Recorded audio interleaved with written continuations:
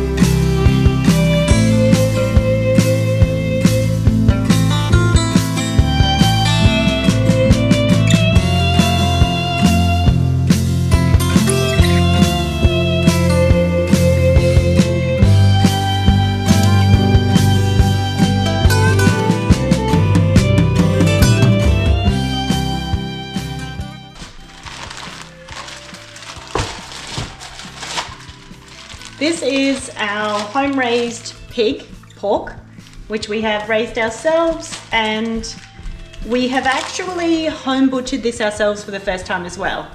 So we did the deed at home and we've cut them up into pork cuts, and now I've just had this marinating overnight. It's got all kinds of yummy sort of jerky spices on it, garlic, peppercorns, some coconut sugar, paprika, that kind of thing. And now I'm just going to take off the excess marinade and I'm going to put it in the Weber to smoke for a few hours and finish it off slow cooking it in the oven. So it's like, we're not professional butchers. They're just really just cuts of meat, which are going to slow cook down and make basically pulled pork today. And I think I'm just going to pick up a loaf of sourdough bread and have like pulled pork sandwiches for dinner. So let's see how it turns out.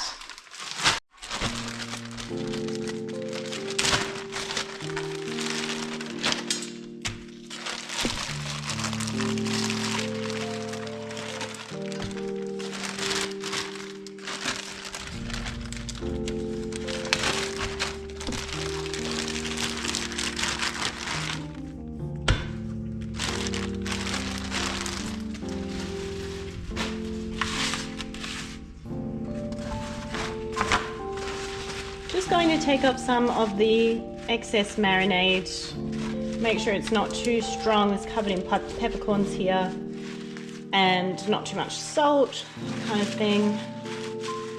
And then yeah, we're just going to smoke it for a few hours. It won't be enough to cook it all the way through, but it will give it a nice flavour. Now we have to start dispatching the male piglets, because we learned the hard way that pigs don't take long to reach maturity. So you don't want brothers and sisters together once they've reached that maturity, of course. And we could be castrating them to grow them out, which would be more financially viable, more sensible thing to do. So we'll probably do that in the future as we get more homesteading savvy and work these things out ourselves. But until then, we have definitely fed our family and we're very grateful for this little guy. So I'm going to get this into the smoker.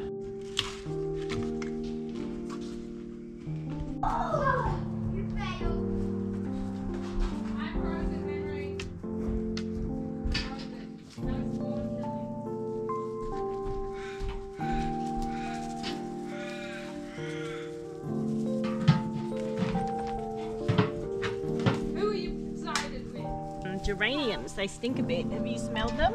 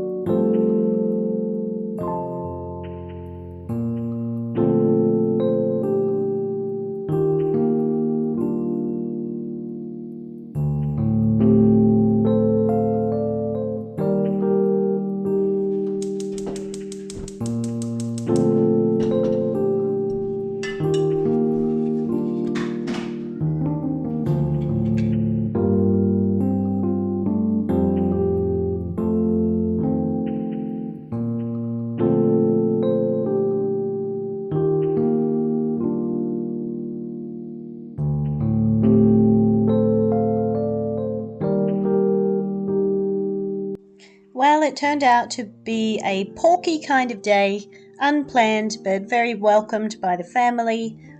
It's so lovely and warm right now. I think I touched on this in our last video. All I want is salads.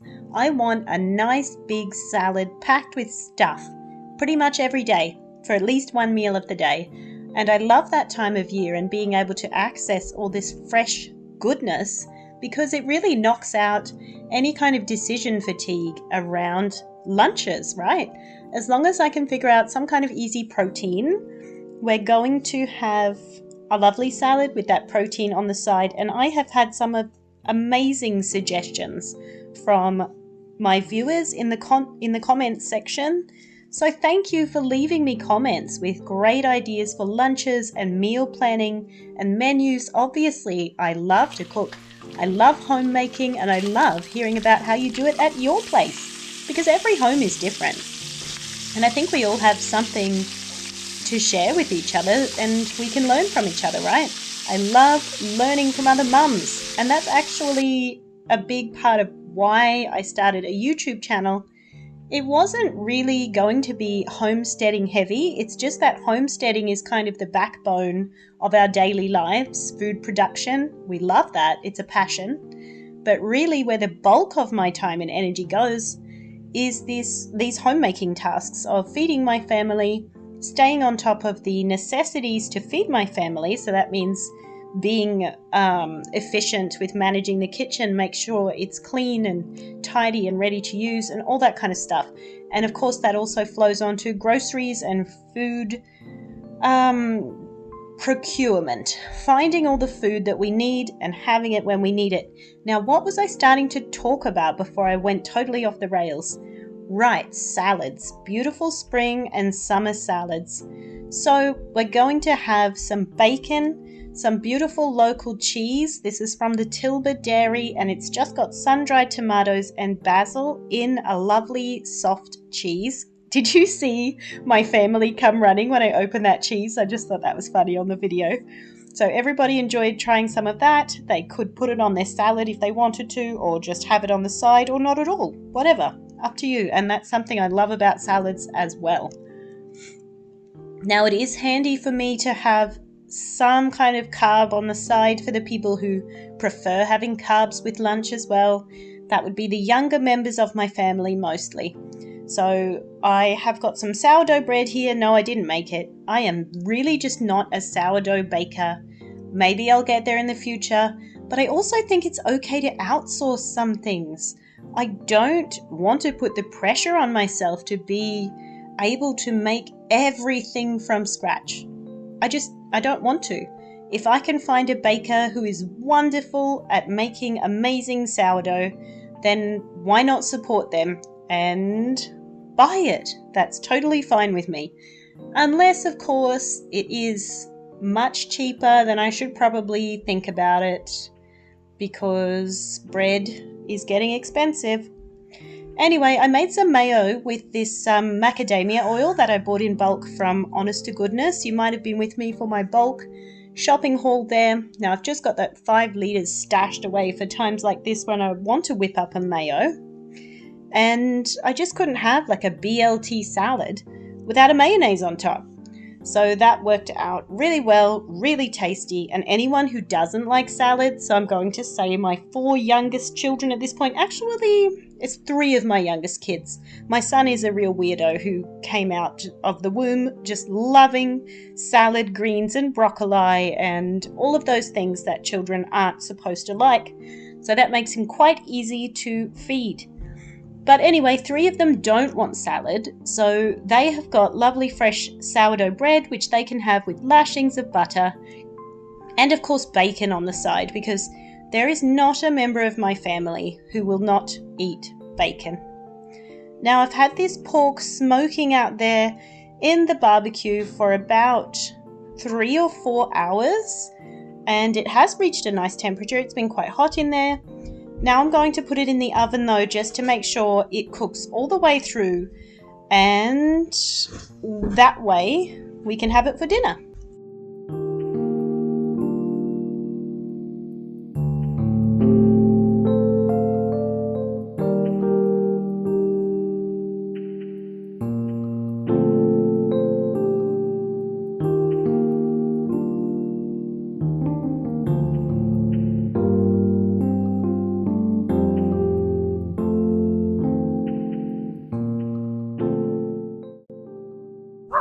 So you can see Hazel is still very much expecting. I'll show you a close-up of her big baby bump. I cannot wait. Every morning we come running out. Have they had the calves yet? They haven't yet. She looks so fat and healthy for a Jersey cross. So a Jersey cross is always going to have a bit of her ribs showing and, you know, just to be a bit more bony. But she just looks fantastic. She looks really fat and happy at the moment. So I'm looking forward to that baby news. Right, Hazel? Are you excited?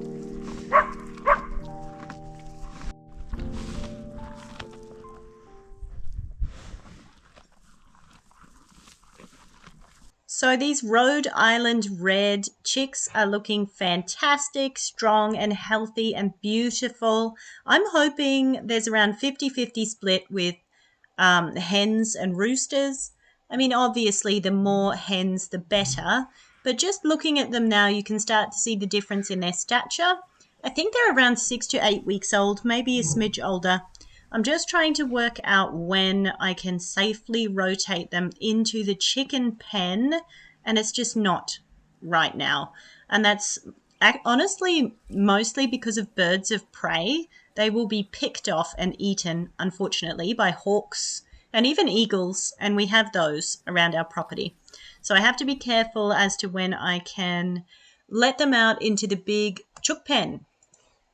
This pork turned out beautiful. It is so easy to slow cook pork with that high fat content, very similar to lamb. It's hard to dry it out, and I appreciate that as a busy mum who sometimes just wants to whack something in the oven and walk off and do something else. So this was really tasty with just some broccoli, steamed veggies on the side, and a pot of jasmine rice. Thanks for joining me today and hanging out on my channel. I really do appreciate you watching, and thank you so much for hitting the hype button. That had a huge impact on some of my views and how YouTube was showing my video to like a much wider audience. So thank you so much for using that. And of course, I love your comments. If you can hit the like or subscribe, that is awesome. And then I'll see you next time. Bye.